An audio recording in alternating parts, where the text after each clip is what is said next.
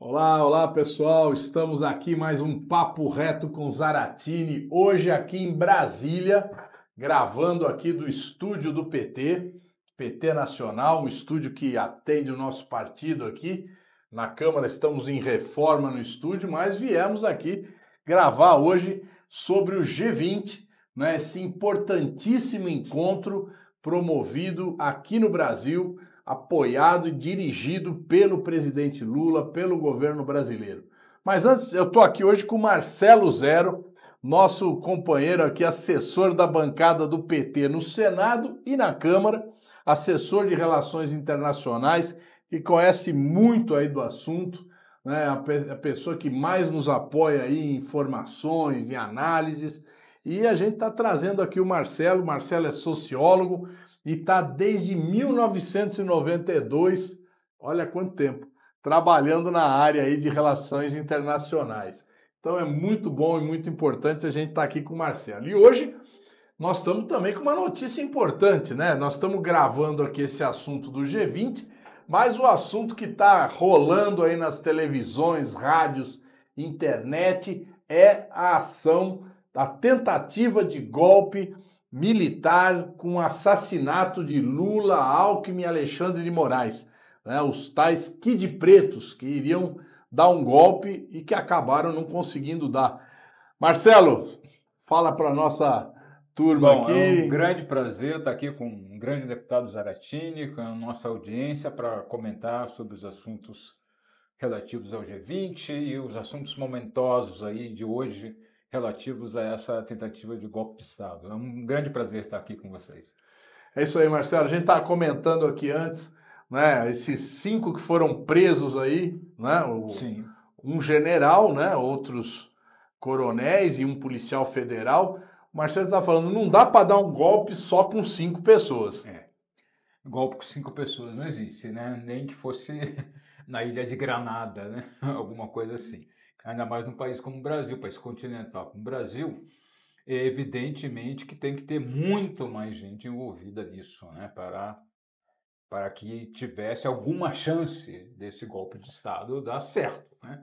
Inclusive oficiais de patente mais alta, que uma movimentação desse tipo, tão grave desse tipo, teria que ter a quiescência de oficiais de mais alta patente, sem dúvida alguma, né? Esses kids pretos chamam-se kids pretos porque eles são da Força Especial do Brasil, né? Eles são especializados em ações de grande risco, ações de sabotagem, de contra-inteligência, etc. E chama-se de kids pretos porque eles usam um gorro preto. Identificados por um gorro preto. Um gorro preto. Tá? Por isso que eles chamam de kids pretos. Mas, na verdade, são nossas forças especiais. Forças especializadas em ações de grave risco e de contra-insurgência, sabotagem. Então, é uma coisa séria, não é uma coisa de gente amadora. É uma coisa de gente profissional, altamente profissional. Então, é algo de extrema gravidade e, como eu já disse, acho que isso é óbvio, deve ter envolvido muito mais gente e oficiais de patente mais alta. Já tem uma informação de que a reunião, uma das reuniões para elaboração desse plano golpista, foi na casa do Braga Neto. Né? Exatamente. E o Braga Neto ainda não foi preso, né? Mas a gente espera que isso aconteça muito brevemente. Né? O Braga Neto, o general Heleno, que nos planos dele seria o comandante da junta militar que assumiria o poder, né? E outros aí que estão sendo citados.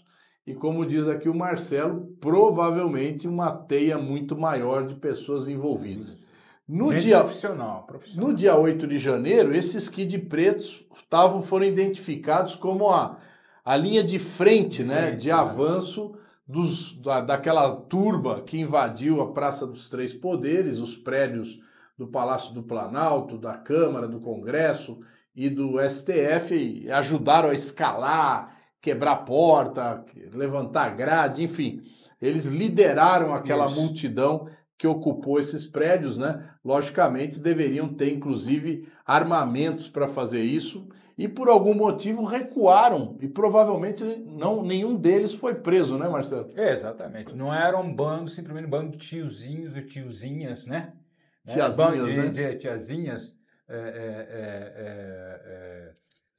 que não tinham nenhuma experiência nesse tipo de coisa e que eram apenas idiotas úteis, né? Como se fala, né? Tinha gente infiltrada, sim, tinha gente profissional infiltrada que estava conduzindo tudo aquilo. Havia idiotas úteis, claro, em todos esses movimentos de idiotas úteis, mas o fio condutor, o centro dinâmico tudo aquilo que aconteceu, inclusive antes, no 12 de dezembro, né, era gente profissional ligada a essas forças especiais do Exército. É isso aí, Marcelo. Vamos ver se essa coisa desenrola mais para frente. Provavelmente vamos ter mais informações, vai ter interrogatório desses 5 presos. Tem muito material de celular, né? O próprio celular do Mauro Cid, né? Foi onde se obtiveram informações importantes. O Mauro Cid está depondo agora à tarde na Polícia Federal novamente, provavelmente fique preso lá depois de ter omitido essas informações nos seus outros depoimentos, na sua delação premiada. Aquilo que já era grave agora torna-se gravíssimo. Pois é. É gravíssimo. Então não pode ter anistia, não pode ter contemplação com esse tipo de coisa. Falar em anistia agora é palavrão, né? Porque... poxa, é um absurdo, né? Um completo despautério. Bom, de toda forma, vamos falar agora de um lado, outro grande avanço que nós tivemos aqui no Brasil, foi a reunião da cúpula do G20, né, que é um grupo dos maiores países do mundo, né, que representam a maior parte do PIB mundial, da população mundial e do território mundial, né, e que o Brasil presidiu no último ano.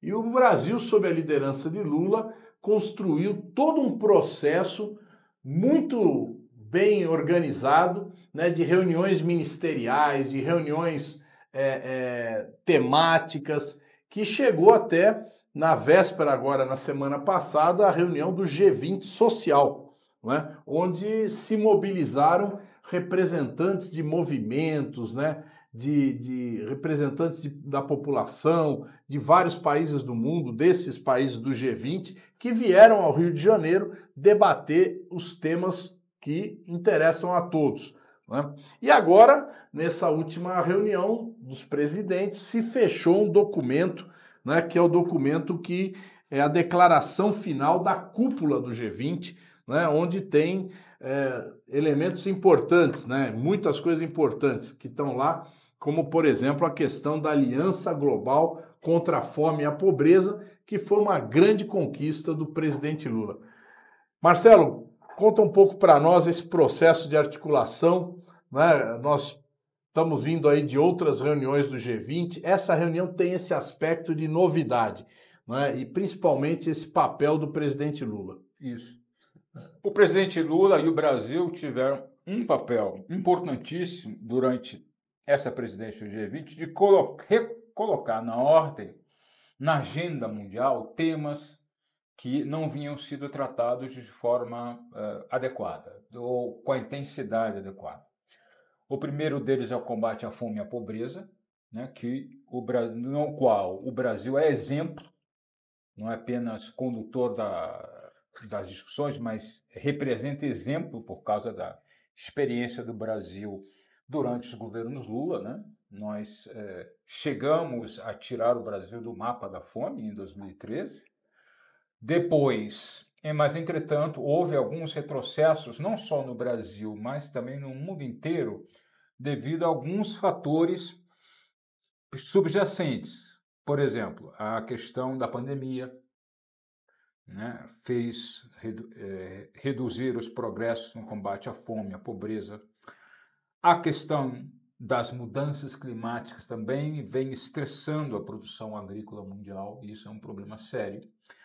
E teve também a questão, além da questão da desigualdade global, que continua mais ou menos intocada, teve também a questão das guerras, principalmente da guerra na Ucrânia. A guerra na Ucrânia fez aumentar o preço dos grãos, porque tanto a Rússia quanto a Ucrânia são grandes produtores de grãos, e também tanto a Rússia quanto a Bielorrússia, que é aliada da Rússia, são grandes produtores de produtos agrícolas, especialmente de fertilizantes, né? E isso é fundamental para a produtividade agrícola mundial. Então, houve um retrocesso. O mundo estava conseguindo reduzir, não na escala necessária, mas conseguindo reduzir a pobreza, mas todos esses fatores combinados fizeram aumentar, de 2019 para cá, entre 150 milhões e 200 milhões a mais de famintos no mundo. Então, era necessário, e é necessário, que o mundo volte a se debruçar sobre essa questão da fome e da desigualdade. Como disse muito bem o presidente Lula, o mundo produz muito mais que o suficiente para alimentar toda a população mundial. No entanto, 1 em cada 11 crianças no mundo vão dormir com fome. 1 em cada 11 crianças no mundo vai dormir com fome, né? Isso é um absurdo. O Brasil voltou a fazer sua parte, agora no terceiro governo Lula, nós já estamos reduzindo bastante a fome e a pobreza, né? Provavelmente no próximo ano ou em 2026 nós já vamos sair de novo do mapa da fome, mas esse precisa ser um esforço mundial, não pode ser um esforço apenas do Brasil, mas o Brasil está liderando esse esforço, inclusive com a questão de um fundo específico para isso, né? Os países se comprometeram, né? Os países ricos que têm que botar a grana se comprometeram a fazer isso, mas vamos ver se eles vão cumprir, né? Porque eles prometem muita coisa, mas, inclusive na área ambiental, prometeram muita coisa, 100 bilhões anuais, e até agora o mundo menos desenvolvido não viu a cor desse dinheiro, né? Exatamente. Então vamos ver se eles vão cumprir. Tem que manter a chama acesa, tem que fazer cumprir. Mas só o fato de você colocar na agenda, exigir um compromisso, já é um grande passo. Outro grande passo também para um bem-estar da população mundial é a questão das mudanças climáticas, que é outro capítulo que, inclusive, está ligado indiretamente à questão da fome e ao bem-estar social, e no qual o mundo não vem fazendo o esforço necessário para reduzir o aquecimento global. Então, nós tivemos exemplo, todo mundo viu, esse ano, aqui no Brasil, né, as inundações horrorosas no Rio Grande do Sul, inéditas, ou praticamente inéditas, há muito tempo não acontecia uma coisa desse tipo, né? Também nós tivemos uma seca extremamente prolongada. Eu que moro em Brasília aqui, nós estamos acostumados com seca, mas nunca vi uma seca desse tipo. E a seca na Amazônia também. E seca na Amazônia, lugares onde nunca tinha tido seca, né? E se continuar nesse diapasão, nós já estamos próximos de 1,5 graus que a gente estava tentando evitar. O que pode acontecer é a savanização da Amazônia e a savanização do Pantanal. E aí aqueles ventos, aqueles chamados ventos de chuva, rios dos céus, né, que irrigam a agricultura do São Paulo, né, do Paraná, enfim, desses centros dinâmicos do nosso agronegócio vão sumir ou vão enfraquecer, e aí a gente vai ficar com um problema muito sério nas mãos. Então nós já estamos em emergência climática. O que a gente pensava que ia acontecer, os cientistas pensavam que ia acontecer a partir de 2030, 2040, começou a acontecer. Está acontecendo agora. As enchentes na Espanha, né? Na Espanha. Outro exemplo, nunca aconteceu, nunca tinha acontecido. Porque às vezes parece que o desastre é só aqui, né? Mas está a Espanha lá, a costa da Espanha toda inundada, Sudeste toda inundada. É que é uma área seca, normalmente seca. Chove pouco lá. Né? Chove no inverno um pouco, mas pouco. Né? É uma área tradicionalmente seca. Então o clima, como se diz, está maluco. Então a gente tem que começar a fazer o dever de casa agora, não é depois. Agora, qual o problema? Nós temos um problema seríssimo que é a eleição de Trump. Peraí, deixa eu perguntar para você uma outra coisa. Qual? Primeiro, antes da gente entrar na eleição do Trump, a questão da tributação dos bilionários. Os bilionários. Foi outro ponto acordado, aprovado Isso. na declaração final. Um tema que é bastante polêmico e controverso, né? Que sempre a elite, a burguesia mundial sempre se opôs à taxação da riqueza, porque eles, inclusive, quando um país taxa a riqueza, o cara foge para o outro. Né? Teve um ator de cinema, né? Gerard Depardieu, que morava na França, ator francês.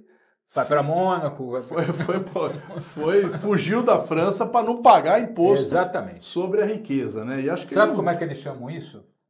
É um eufemismo para isso, que não é sonegação, eles chamam de planejamento tributário agressivo. Exato, exatamente. É chique, né? É chique, né? Tucanou, né? Tucanou o negócio. Então, e a tributação dos bilionários, né? Ela só vai funcionar efetivamente se for adotada a nível mundial. O Haddad tem falado muito desse assunto, é uma discussão permanente dentro do governo brasileiro, e ele, na reunião dos ministros de finanças, ministros de economia do mundo, ele levantou esse tema e foi aprovado. E aí, o que você acha disso? Como é que isso vai começar a caminhar?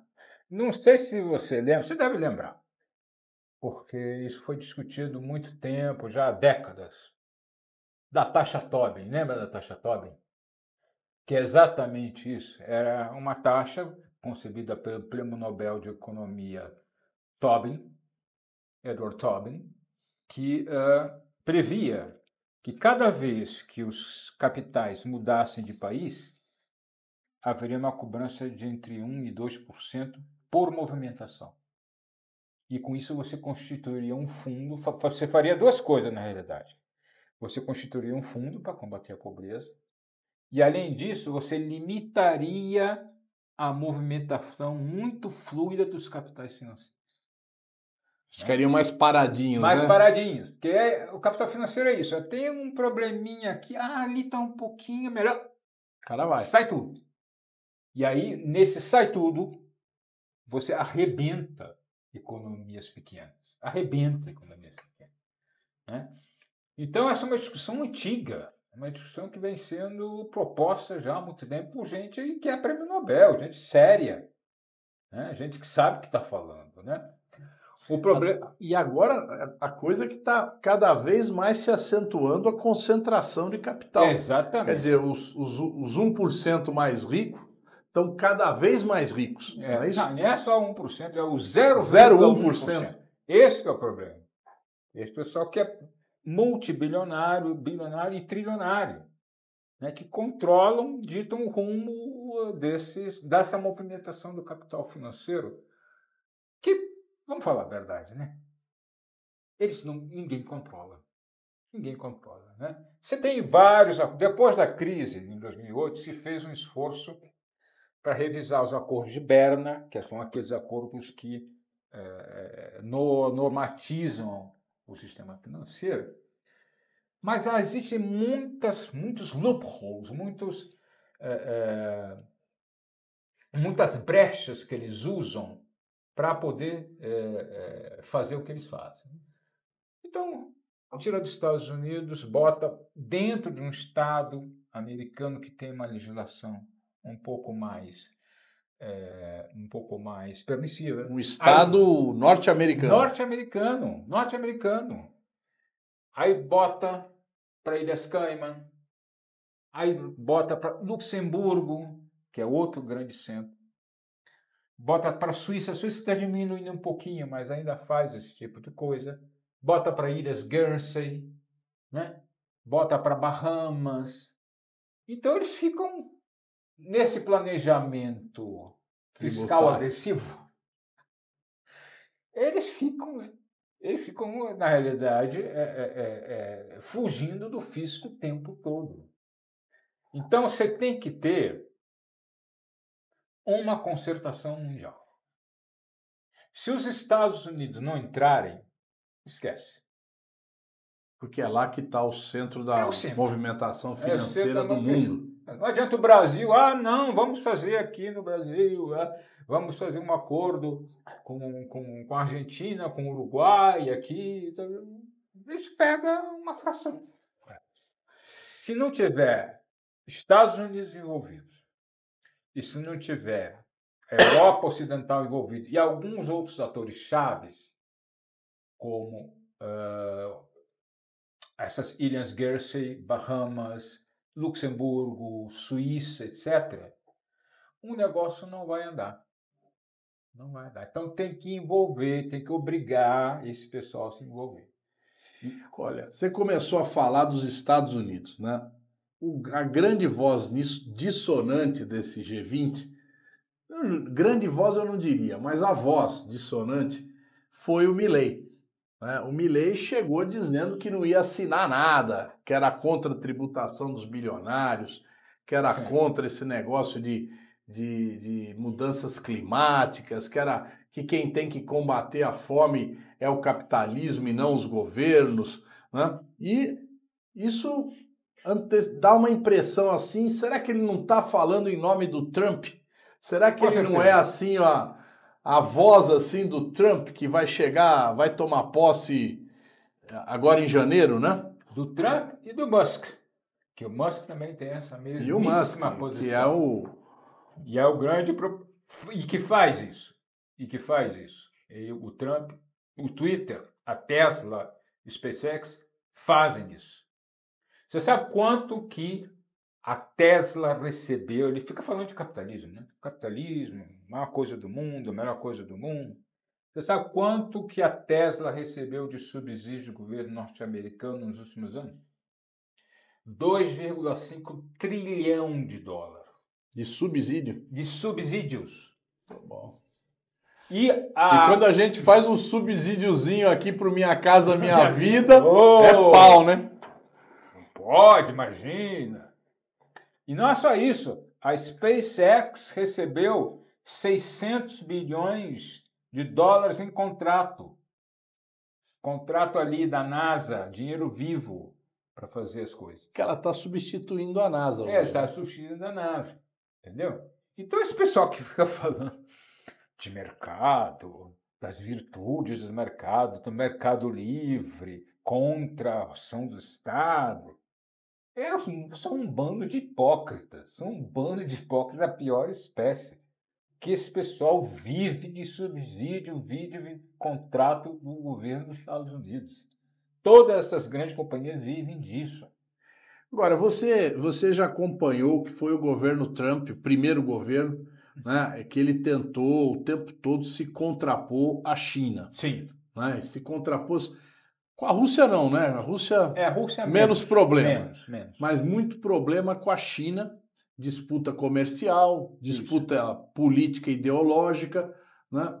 Isso, como é que você vê isso, né? Esses 4 anos de Biden, o Biden também se opôs à China, né? Sim. Menos, vamos dizer, talvez menos agressivamente, mas fez uma política contra a China. E isso, de certa forma, cria um conflito a nível mundial entre a China com uma política muito ampla de relação com países e se comprometendo a não pedir nenhum tipo de alinhamento, e os Estados Unidos com a velha política norte-americana. Como é que você está vendo esse momento, Marcelo? Tem que levar em consideração o seguinte: tudo isso que a gente está vendo, essa nova Guerra Fria, essa rivalidade com a China, essa rivalidade com a Rússia, com o Irã, etc., tudo isso foi concebido no Deep State norte-americano na década de 90, basicamente por um sujeito chamado Zbigniew Brzezinski, que escreveu um livro chamado Grande Tabuleiro de Xadrez, na década de 90, 1996. E o que o Brzezinski falava sobre a luta pelo poder mundial? Ele dizia o seguinte: olha, o grande continente que você tem que dominar para dominar o mundo é a Eurásia. Você tem que dominar a Eurásia se você quiser se manter como uma grande potência mundial. Isso falando para os Estados Unidos. Para os Estados Unidos, obviamente. Para os Estados Unidos. Por quê? Porque na época que ele escreveu esse livro, a Eurásia tinha dois grandes polos dinâmicos. O polo da Europa, da União Europeia, Alemanha, França, Reino Unido, todos aqueles países que nós sabemos. E um outro polo no Pacífico, no extremo Pacífico. Né? Aí com Coreia do Sul, Japão, e já começando a emergir a China com um grande crescimento. Né? Então ele dizia que os Estados Unidos tinham que dominar esse polo e que a Rússia, como estava muito debilitada naquela época, né, tinha perdido território, perdido população, perdido armas, perdido PIB, os russos chegaram até perder população. Perder população por má condições de vida. Houve decréscimo líquido da população migração da Rússia. Não, morte. Morte mesmo. Morte por alcoolismo das classes trabalhadoras russas. Isso aconteceu, foi um desastre. O pessoal não fala. Na época da perestroika lá do Gorbachev. E os Yeltsin. E o Yeltsin, né? Principalmente. Então, gente, olha, nós temos que controlar esses dois polos dinâmicos e dividir a Rússia. Uma parte ficaria na órbita da União Europeia e a outra parte ficaria na órbita do Pacífico. E com isso nós vamos dominar a Rússia. O que aconteceu? Algo que eles não esperavam? Putin disse, não vai ser assim não, nós queremos cooperação. Inclusive o Putin, ele queria entrar para a OTAN. Ele fez a proposta para entrar na OTAN. Ah, é? Sim, em 2000 ele fez proposta para entrar na OTAN. E ele queria entrar na União Europeia. Só que a União Europeia disse não, e os Estados Unidos disseram não para ele entrar na OTAN. Mas o Putin, no início, nos anos 2000, ele se via como um país europeísta, que queria se integrar nessa nova ordem mundial. Mas como ele foi derrotado, foi rejeitado, ele falou, não. A Rússia vai se reerguer. E aí, com o preço do petróleo, ele começou a desenvolver uma estratégia de contenção da expansão dos interesses da OTAN e da União Europeia em direção à Rússia. E aí que começaram os conflitos entre a Rússia, a OTAN e a União Europeia. Mas esse não era a intenção inicial do Putin. O James Baker, lá em 1991, prometeu ao Gorbachev solenemente, isso em 1889, olha, não vai ter mais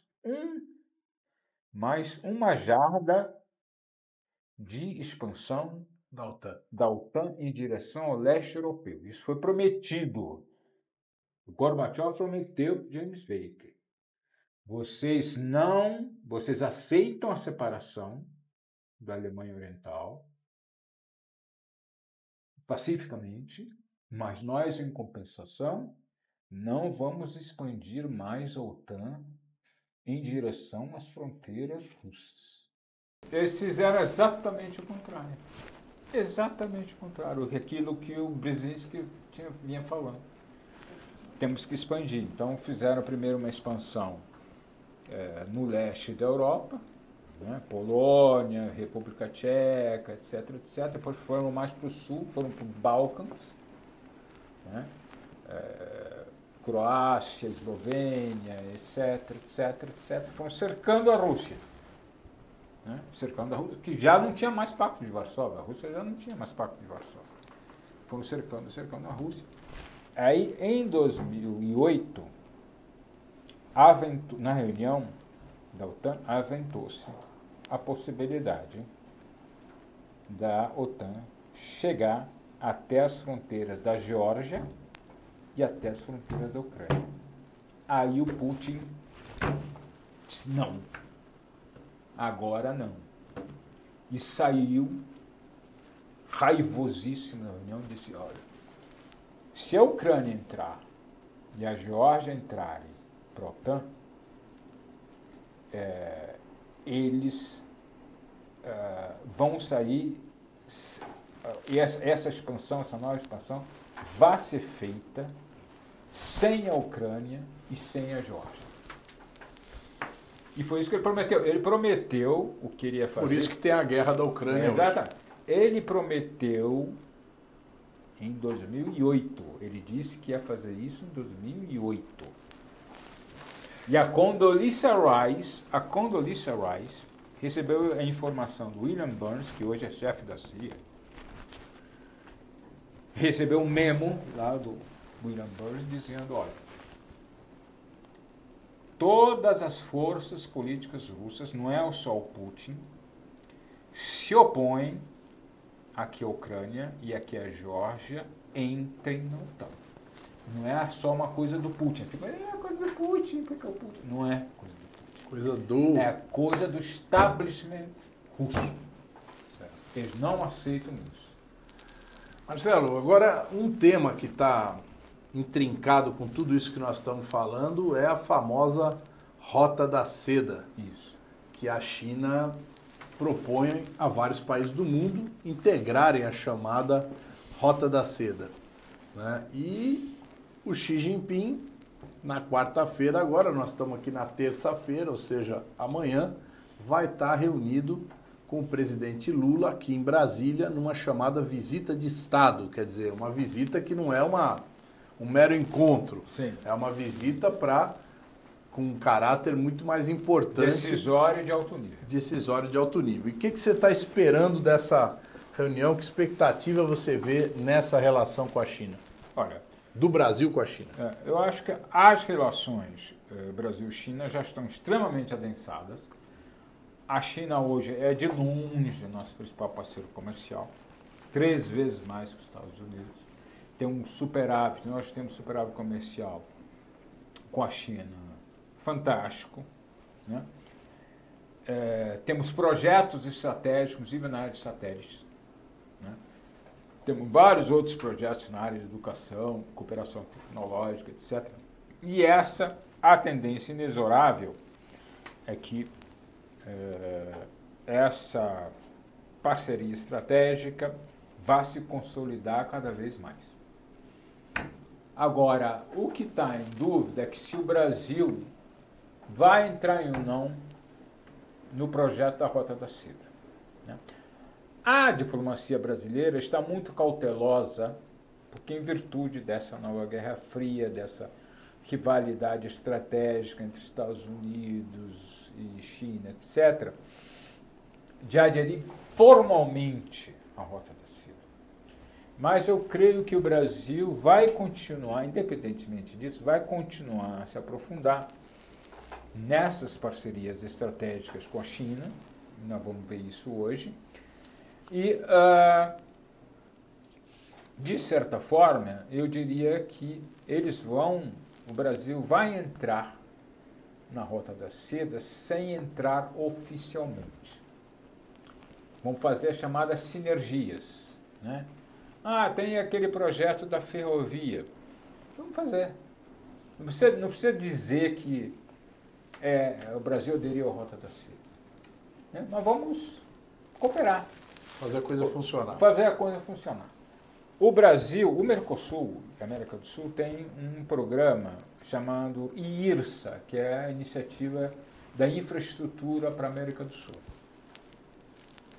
que casa perfeitamente com a questão da Rota da Seda. Por quê? Porque é um projeto que visa construir infraestruturas estratégicas para a América do Sul, né? A América do Sul, durante muito tempo, ficou de costas para elas mesmas, né? Sem conversar muito entre os países do Atlântico e os países do Pacífico. E isso não pode continuar. Né? Isso não pode continuar. Então, nós vamos ter que ter ferrovia Atlântico-Pacífico. Nós vamos ter que ter estrada Atlântico-Pacífico. Até porque agora o Peru, com o apoio da China, inaugurou um grande porto, né, que vai ser o porto que vai despachar as cargas da América do Sul para a China, para o Japão, para a Coreia, para outros países. Né? É um porto de água azul profundas. Dá para botar aqueles super barcos, super navios, super Panamax, cheio de carga, né? Cheio de carga industrial, cheio de carga agrícola também, que é pesada, né? A carga agrícola é pesada. E esse porto só vai se justificar plenamente com a participação do Brasil. Não vai ser para exportar produção do Peru. Vai ser para exportar a produção do Chile. Da Bolívia. Ou da Bolívia. Entendeu? Aquilo ali só se justifica se houver uma participação no Brasil. Temos que chegar lá com a nossa ferrovia. Temos que chegar lá com a nossa ferrovia. Que é isso que vai dar dinamismo ao porto. Entendeu? Certo. Então o Brasil, com todo cuidado, tentando manter uma posição equidistante entre Estados Unidos e China, ele vai acabar participando informalmente da Rota da Seda. Sem dizer isso, mas vai participar informalmente da Rota da Seda e vai estabelecer aquilo que o Celso Amorim chamou de sinergias. Essas são as sinergias. Não, você construir um porto ali, vamos entrar, vamos construir então a ferrovia para ir até o porto, né? Para poder exportar toda essa produção, imensa produção agrícola aqui que nós temos, mineral que nós temos aqui no Centro-Oeste, etc. Então, eu acho que vai acontecer isso. O Brasil mesmo tomando todos os cuidados para manter o equilíbrio diplomático, que eu acho que é importante nesse atual momento de grande tensão mundial. O Brasil vai acabar participando indiretamente, informalmente, das rotas da cidade, mas vai participar. Tá certo. Gente, nós vamos aqui só concluir dizendo que todo esse movimento do G20, né, colocou Lula num patamar internacional muito alto. Né? O ano que vem nós vamos ter a COP 30. Sim. 2026, né? Isso. Nós vamos ter a COP 30.